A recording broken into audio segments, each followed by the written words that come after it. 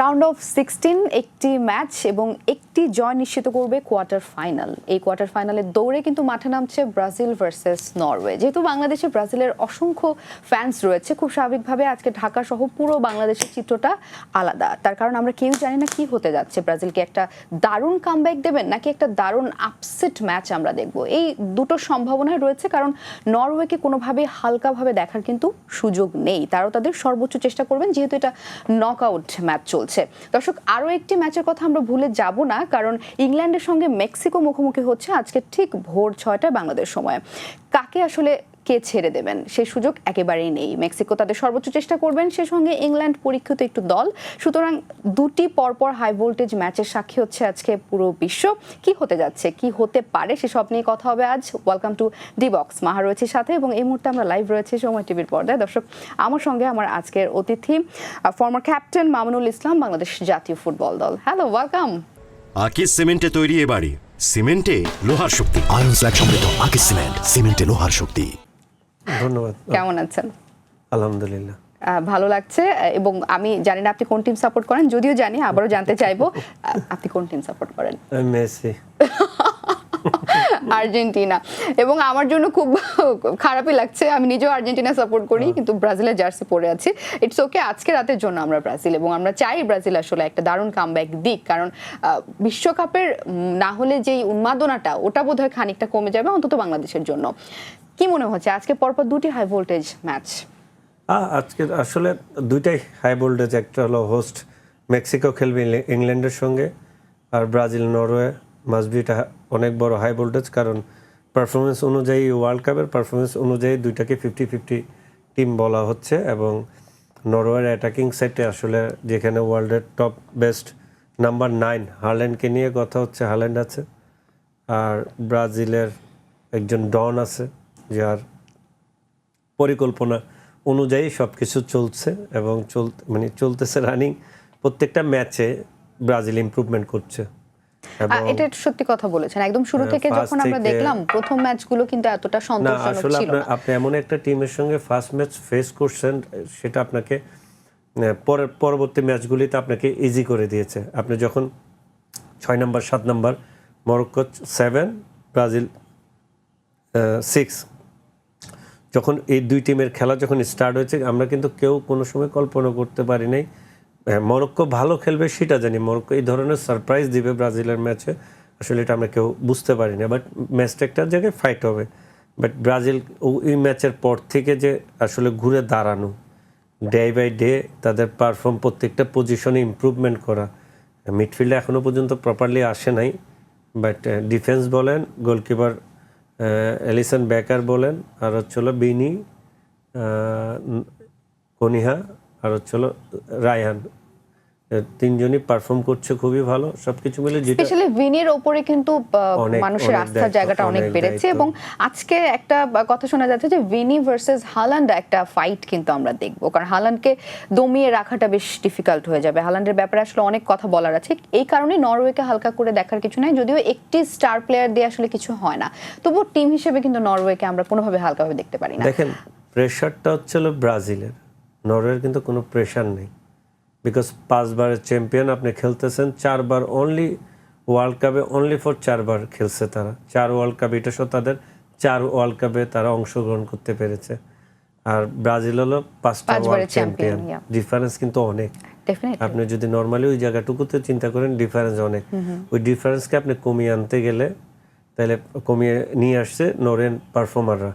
Vini হাল্যান্ডের আসলে এটা হচ্ছিল, ভিনি হাল্যান্ড সেম পজিশনে খেলে না, বাট তারা দুইজনই ভিন্ন পজিশনে খেলে। এবং তারা দুই টিমের দুইজন প্রাণভোমরা বলে, দুইজনই তারা এই দুইজনকে নিয়ে আসলে অনেক কথা বলার আছে, আজকে কথা শেষ হবে না। এবং বাংলাদেশের চিত্রের কথা বলছিলাম যে বাংলাদেশের ব্রাজিল ফ্যানরা যারা আছে তাদের জন্য একটা গুরুত্বপূর্ণ রাত এটা। এই মুহূর্তে টিএসসি অর্থাৎ ঢাকা বিশ্ববিদ্যালয়ের টিএসসিতে রয়েছে আমাদের সহকর্মী রাফি আমিন, তার কাছে আপনাকে নিয়ে যেতে চাই। কি সেখানকার অবস্থা আমরা জানবো। Welcome to the box. Rafi, নিশ্চয়ই আমাকে শুনতে পাচ্ছেন, আমরা ভীষণ এক্সাইটেড। আপনি এই মুহূর্তে টিএসসিতে রয়েছেন, কি সেখানকার ম্যাচ শুরু হতে ঘন্টা কয়েক বাকি, তার আগেই টিএসসি যে চিত্রটা যে চিত্রটা আসলে আপনারা দেখতে পাচ্ছেন, এখানে প্রচুর পরিমাণে দর্শক কিন্তু সমাগম এখানে আসলে এসে পড়েছে। সবচেয়ে মজার বিষয় মেটলাইফ স্টেডিয়ামের যে উন্মাদনাটা সেটা আসলে আছে টিএসসিতে আসলে আমরা দেখতে পাচ্ছি। মজার বিষয় এখানে আর্জেন্টিনার সমর্থকরা আসলে উপস্থিত আছে ব্রাজিল সমর্থকদের সাথে, এবং তাদের এখানে যে পরিমাণে আসলে দর্শক এখানে উপস্থিত যারা আসলে রয়েছেন, সবচেয়ে মজার বিষয় আসলে বলতে হয় এখানে দর্শকদের যে প্রত্যাশাটা সেটা আসলে আর্জেন্টিনার সমর্থক যারা রয়েছেন তারা বলছে যে আজকের ম্যাচটা নরওয়ের সাথে আসলে পেরে উঠবে না ব্রাজিলরা।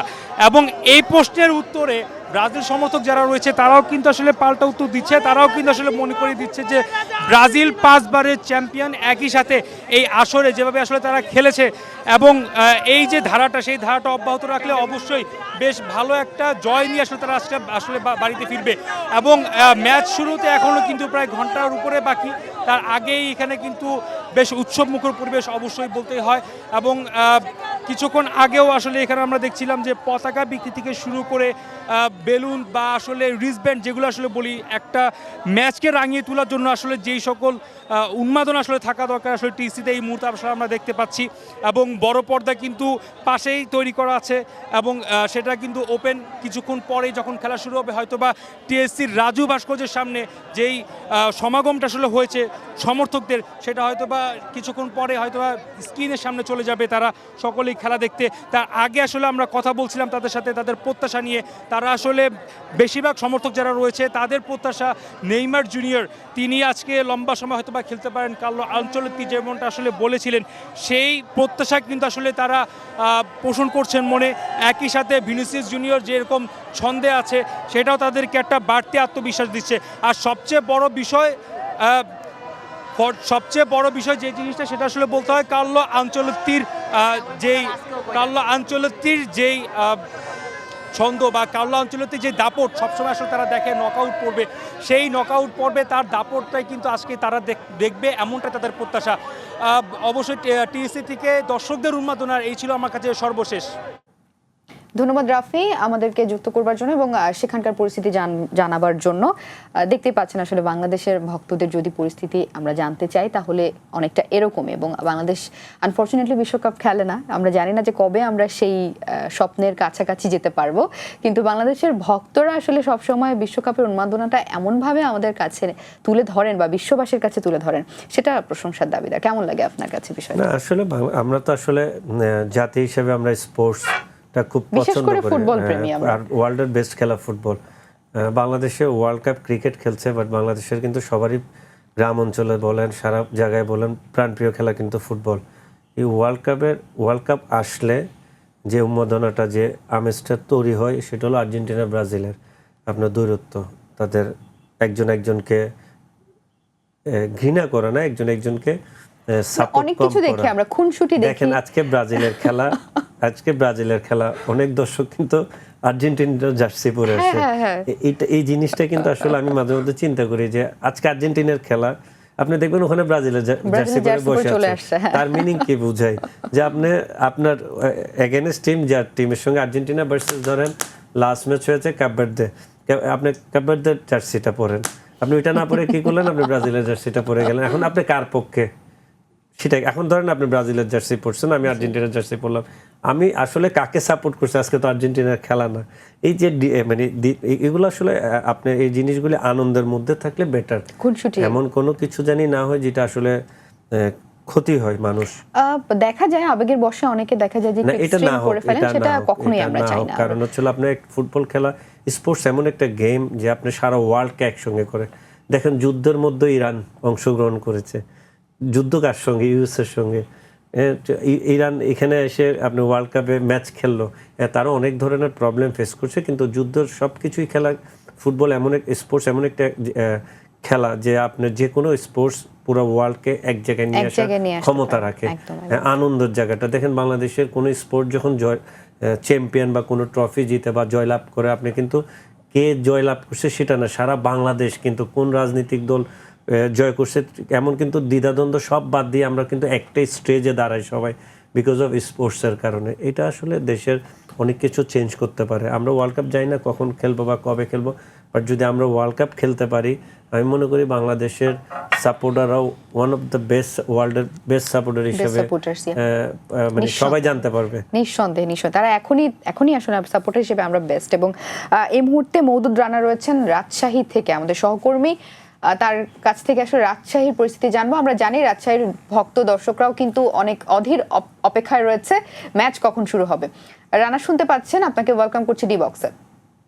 ঘন্টা খানেক ধরে মুষলধারে বৃষ্টি হয়েছে, এখনো ঝিরিঝিরি বৃষ্টি পড়ছে, তারপরও ভুভুজলার শব্দে টেকা দেয়। এখানে শত শত মানুষ অপেক্ষা করছেন এবং তারা বৃষ্টি মাথায় নিয়ে খেলা দেখবেন এমনটি বলছেন। আমি রয়েছি রাজশাহীর শহীদ মিনারে। দেখতেই পাচ্ছেন যে এখানে হলুদ সবুজ জার্সি পরে যারা ব্রাজিলের সমর্থকরা রয়েছেন তারা এখানে অপেক্ষা করছেন। এবং শুধু এখানে ছেলেরাই নয়, এখানে মেয়েরা রয়েছে এবং বিভিন্ন বয়সী আসলে মানুষ এখানে রয়েছে। এখানে তরুণরা যেমন রয়েছে, এখানে বয়স্ক মানুষজন রয়েছে।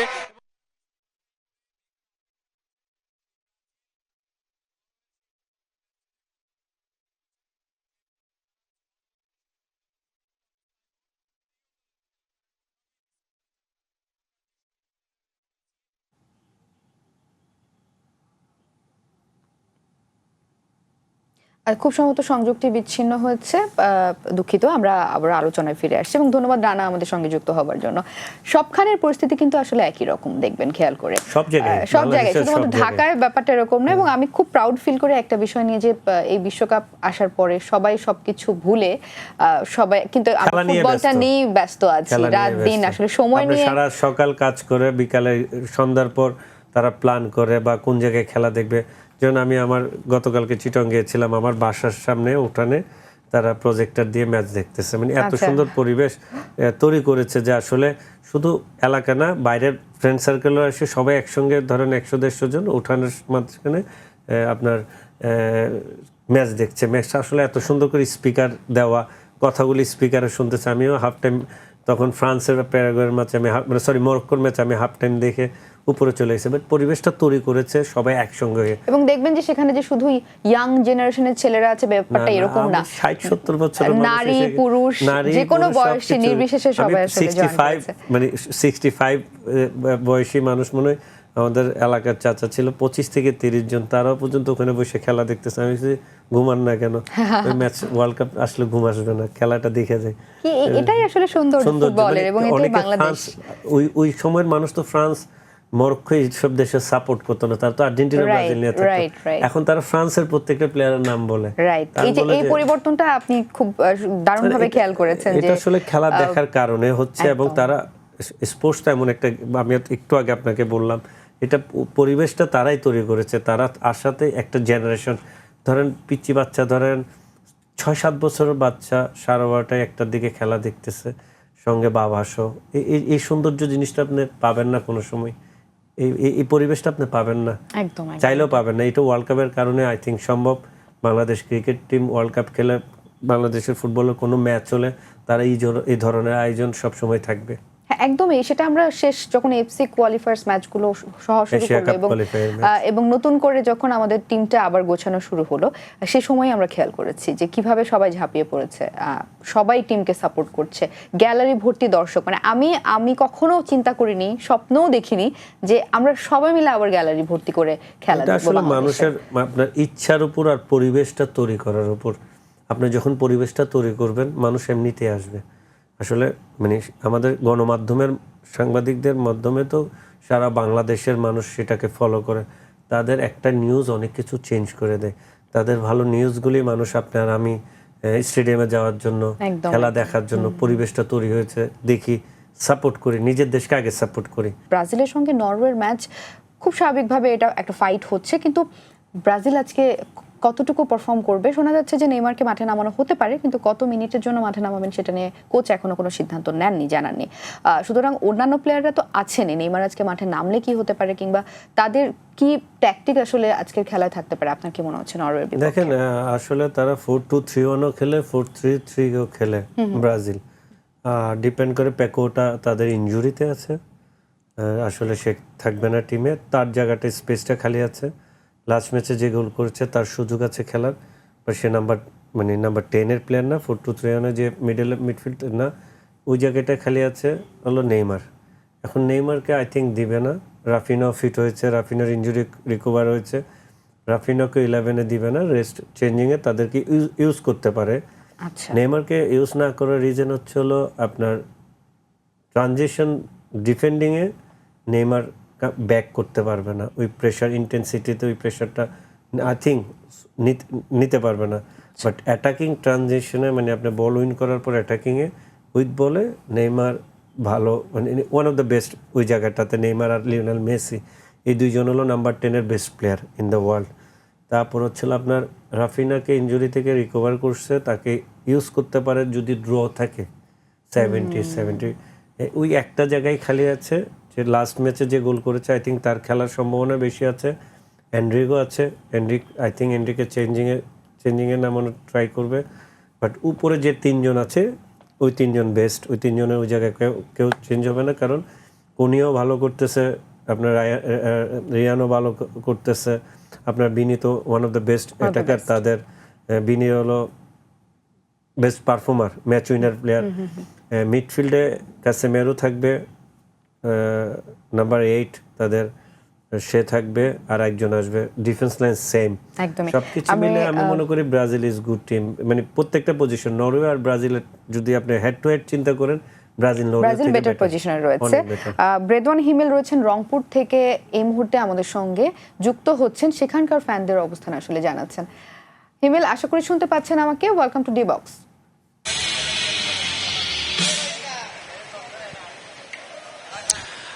আর অল্প কিছুক্ষণ পর পাঁচবারের যে বিশ্ব চ্যাম্পিয়ন এবং সেলসা বাহিনী ব্রাজিল কিন্তু আর মাঠে নামবে। ঠিক রাত 2টায় আসলে তারা মুখোমুখি হবে নরওয়ের সঙ্গে। আমি জানিয়ে রাখি, সেই খেলা দেখার জন্য কিন্তু রংপুরের যে টাউন হল চত্বর রয়েছে সেখানে কিন্তু প্রস্তুত বড় পর্দা। সেখানে আসলে যে সেলসা বাহিনীর যে মনোমুগ্ধকর খেলা, রাউন্ড অফ 16-এর ম্যাচ, সেটি উপভোগ করার জন্য কিন্তু আর অল্প কিছুক্ষণ পর এই রংপুরের টাউন হলে কিন্তু দর্শকরা বা সমর্থকরা কিন্তু আসলে জড়ো হতে থাকবেন, সেই খেলা কিন্তু উপভোগ করবেন। আজকের খেলা যেহেতু ব্রাজিলের সঙ্গে নরওয়ের খেলাটি হাড্ডাহাড্ডি লড়াই হবে এমনটাই কিন্তু বলছেন সমর্থকরা, এবং তারা যেমনটি বলছেন যে নরওয়ের যে আসলে প্লেয়ার রয়েছেন হল্যান্ড, সেই হল্যান্ডকে আসলে টেনশনের কারণ হবে ব্রাজিল খেলোয়াড়দের জন্য, এমন কথাও কিন্তু যারা আর্জেন্টাইন ফ্যান রয়েছেন, যারা জার্মানির ফ্যানরা রয়েছেন, তারা কিন্তু এমন কথাও কিন্তু বলছেন। তবে পরশক্তি আসলে দুই দলের ইউরোপ, যেহেতু ইউরোপের উদীয়মান দল নরওয়ে এবং 5 বারের বিশ্ব চ্যাম্পিয়ন ব্রাজিল, দুই দলের মধ্যকার খেলা।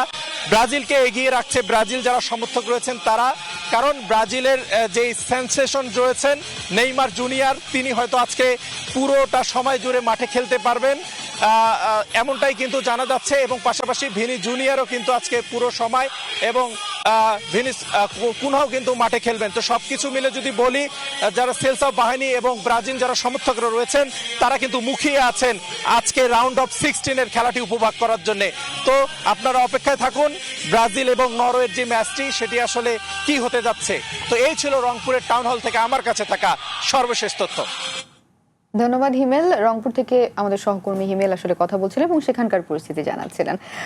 যেমনটা বলছিলেন যে তার একটা সম্ভাবনার জায়গা হয়তো তৈরি হয়েছে যে পুরোটা সময় নেইমারকে মাঠে খেলানো হতে পারে, যদিও সেই সম্ভাবনাটা আসলে খুব কম।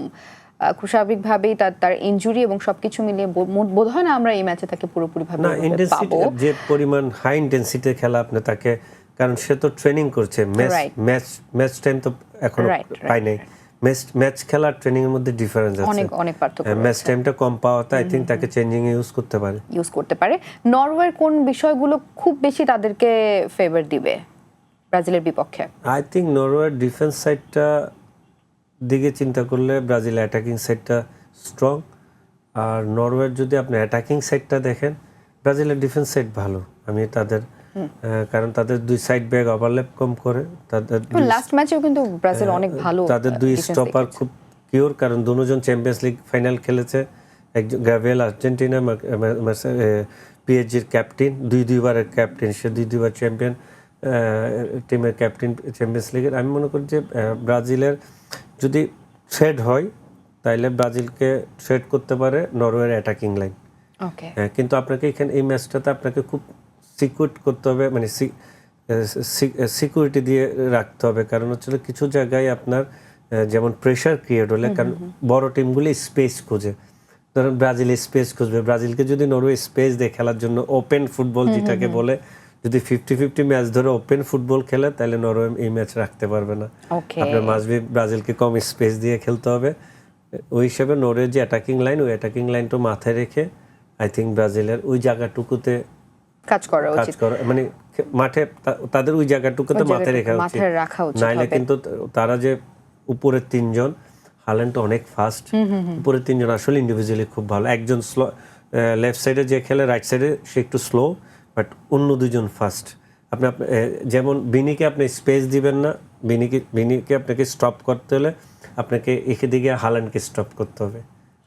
একদমই তাই, মানে একটা হাড্ডাহাড্ডি লড়াই আসলে হবে। মেক্সিকো ভার্সেস ইংল্যান্ডের কথা যদি বলি, আমাদের অনেক কথা হচ্ছিল এটা নিয়ে যে কোনোটার চেয়ে কোনোটা কিন্তু কম নাই, যদিও ইংল্যান্ড খুব পরীক্ষিত একটি দল, ইউরোপের খুবই প্রথম সারির একটি দল, এবং মেক্সিকো এখানে যেহেতু নিজেদের ঘরের মাঠে খেলছে তাদের একটা ফেভার কাজ করতে পারে বলে মনে হয়েছে। হোস্ট টিম, আপনি যদি টিম হিসাবে দেখেন England one of the best team, প্রত্যেকটা ওয়ার্ল্ড কাপে England one of the best, একদম চ্যাম্পিয়ন দাবিদার, বাট তারা চ্যাম্পিয়ন হতে পারে না। বাট তারা একটা জায়গায় যে স্টপ হয়, এখন তারা তাদের মেক্সিকো হোস্ট টিমের সঙ্গে খেলতেছে। মেক্সিকো 40 বছর ধরে নকআউটে কোনো ম্যাচ জিতে নাই, 40 বছর পর তারা রাউন্ড অফ 32-তে ম্যাচ জিতে তারা উঠেছে। এবং তারা ফ্রান্স এবং আর্জেন্টিনা টিম, এই তিনটা টিম পরপর 4টা ম্যাচ জিতেছে, হারে নাই, ড্র করে নাই। আরেকটা জিনিস হচ্ছিল আপনার ইংল্যান্ডের কষ্ট হবে আই থিঙ্ক সমুদ্রের 7000 স্কোয়ার ফিটের উপরে খেলা। সমস্যার কথা বলছিলেন বাবুল ভাই, আমি থেকে একটু থামবো, কারণ এই সমস্যাটা আসলে ডিটেইলে আলোচনা করতে চাই। আমাদের সঙ্গে সহকর্মী মওদুদ রানা রাজশাহী থেকে আবারও যুক্ত হয়েছেন, এবার আশা করি আমরা তাকে শুনতে পাবো। রানা, আশা করি শুনতে পাচ্ছেন আমাকে? বৃষ্টি হচ্ছে দেখতে পাচ্ছি, রাজশাহীর অবস্থা জানাচ্ছিলেন, সেখানকার পরিস্থিতি আসলে জানতে চাই। ঘণ্টাখানেক ধরে রাজশাহীতে মুষলধারে বৃষ্টি হয়েছে এবং এখনো ঝিরিঝিরি বৃষ্টি হচ্ছে। আমি রয়েছি রাজশাহীর শহীদ মিনারে। এই বৃষ্টি উপেক্ষা করেই এখানে শত শত যারা ব্রাজিলের ভক্ত রয়েছেন তারা অপেক্ষা করছেন, তারা ব্রাজিল এবং নরওয়ের মধ্যে যে ম্যাচ সেটি আসলে দেখবেন। এবং শহীদ মিনারে যে বড় এলইডি স্ক্রিনে খেলা দেখানো হয়, এখন পর্যন্ত সেটি লাগানো হয়নি, কারণ বৃষ্টি আসলে কতটা জোরে হবে বা বৃষ্টি হবে কিনা সেটি নিয়ে আসলে সন্দেহান রয়েছে। তারপরেও এখানকার যে ভক্তরা বলছেন যে তারা একটি বড় পর্দায় খেলা দেখতে চান এবং তারা বৃষ্টি উপেক্ষা করেই এখানে অন্তত 2টা পর্যন্ত অপেক্ষা করবেন। এবং আমরা যেটি দেখেছি রাজশাহীর অন্যান্য যেসব স্থানে এই যে এলইডি এবং সেই এলইডির যেখানে খেলা দেখানোর ব্যবস্থা রয়েছে সেখানেই জমজমাট আড্ডা রয়েছে। এবং আমরা যেটি দেখেছি যে রাজশাহীর যে শহীদ মিনার প্রাঙ্গণ, এখন অন্তত 100 লোক এখানে অপেক্ষা করছেন এবং এর মধ্যে বিভিন্ন বয়সী মানুষ রয়েছেন। এখানে যেরকম তরুণ তরুণীরা রয়েছেন তেমনি বয়স্ক মানুষ রয়েছেন, এখানে ছেলেরা যেরকম রয়েছেন মেয়েরা তেমনি রয়েছেন এবং তারা বৃষ্টি মাথায় করেই এখনো বসে আছেন। তারা বলছেন যে 2টার আগে যদি বৃষ্টি থামে তাহলে তারা খেলা দেখার সুযোগ পাবেন। এবং এখানে যেসব দর্শকরা রয়েছেন তারা বলছেন এলইডি স্ক্রিনে যদি খেলা দেখার সুযোগ নাও পাওয়া যায়, তোরা যে কোনো চায়ের দোকান বা মোড়ে মোড়ে গিয়ে হলেও তারা এই খেলাটি দেখতে চান। এবং তারা যেটি প্রত্যাশা করছেন যে আজকে ব্রাজিলের যে একাদশ, সেই একাদশে এখানে নেইমার থাকবে তেমনটি তারা প্রত্যাশা করেন। এবং তারা বলছেন যে ব্রাজিলের যে ছন্দ, যে গতি সেটি আসলে থাকবে এবং তারা এটিও বলছেন যে ভিনি অন্যান্য ম্যাচের মতো আজও গোল পাবেন, সেই প্রত্যাশা তারা করেন। এই ছিল রাজশাহী শহীদ মিনার থেকে আমার কাছে সর্বশেষ। ধন্যবাদ মওদুদ রানা, রাজশাহী থেকে সহকর্মী যুক্ত হয়েছিলেন। মামুন ভাই, আমরা আসলে সময় শেষে চলে এসেছি, আজকের আয়োজনটা এখানে শেষ করব। আপনাকে অসংখ্য ধন্যবাদ আজকে সময় দেওয়ার জন্য। আপনাকেও ধন্যবাদ। দর্শক, এই ছিল আমাদের আজকের আয়োজন। দেখছিলেন সময় টিভির পর্দায় ডি বক্স। আজকের দারুণ 2টি ম্যাচ রয়েছে, আপনারা নিশ্চয়ই উপভোগ করবেন এবং দেখা যাক আসলে কি হয় এই ম্যাচটার ফলাফল, কারা আসলে জায়গা করে নেয় কোয়ার্টার ফাইনালে।